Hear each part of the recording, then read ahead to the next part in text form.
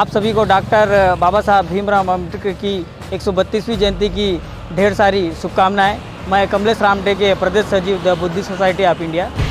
आज बाबा साहब को हर वर्ग, हर जाति, हर समुदाय को लोग पूछते हैं और बाबा साहब ने जो संविधान बनाया है उसमें सभी को समता समानता का अधिकार दिया है। लेकिन कुछ लोग जो हैं आज संविधान के खिलाफ जो है बातें करते हैं, संविधान के खिलाफ जो है चलते हैं। जो बाबा साहब का अपमान है। बाबा साहब ने जब संविधान बनाया था और उन्होंने बोला था संविधान तभी तक साध्य है और सार्थक है जब तक हमारा देश संविधान के अनुसार चलेगा। जिस दिन संविधान के विपरीत चलेगा उस दिन संविधान को मैं स्वयं जलाऊंगा। अगर आज बाबा साहब होते तो वाकई में वो संविधान को बिल्कुल जलाते। लेकिन फिर भी हमको आपसी भाईचारा के साथ आपसी संवैधानिक बातें करते हुए आपस में मिलजुल कर रहना चाहिए।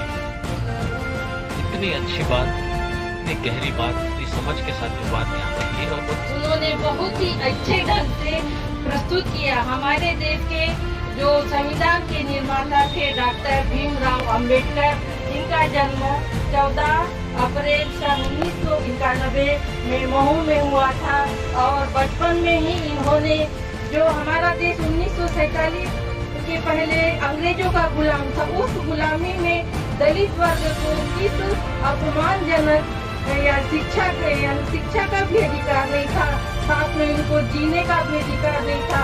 रोड में भी चलने से उनको पहले ताली बजाकर सूचना देना पड़ता था और रास्ते से हटना पड़ता था। जब उन्होंने हमारे देश का संविधान निर्माण किया तो सबसे पहले उन्होंने समानता का, धर्मनिरपेक्षता का को महत्व दिया। उन्होंने हमारे देश के संविधान के निर्माता थे और उन्होंने जो संविधान लिखकर तैयार किया उसमें 2 वर्ष 11 माह और 18 दिन का समय लगा था। और ये हमारा देश का संविधान जो है भारत का ही नहीं विश्व का सबसे बड़ा और सबसे। आज डॉक्टर बाबा साहेब भीमराव अम्बेडकर का जन्म दिवस है।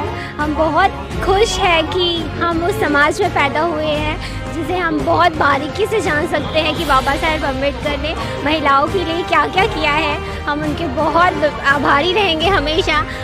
उन्होंने बहुत ऐसे काम किए जिन्हें हम कभी नहीं भूल सकते। आज का दिन जो है पूरे भारत के लिए एक बहुत ही महान दिन है। आज के दिन एक ऐसे व्यक्ति का प्रादुर्भाव हुआ था